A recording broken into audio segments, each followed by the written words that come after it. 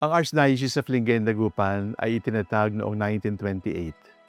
At nang itinatag ito, binigyan ng aming unang obispo, servant of God, Cesar Maria Guerrero, ng imahe ng Mary Help of Christians. Ibig sabihin, ang imahe ng Mary Help of Christians ay kasing tanda ng Diocese of Lingayen na ngayon ay Archdiocese of Lingayen Dagupan.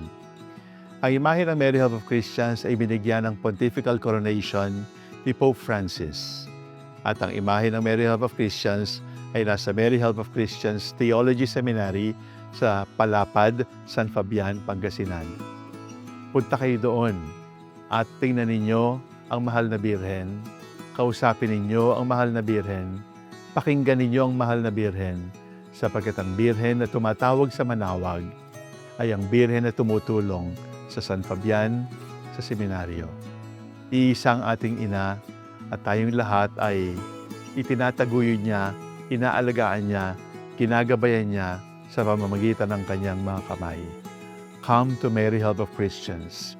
The lady who helps you in San Fabian is the lady who calls you in Manawag.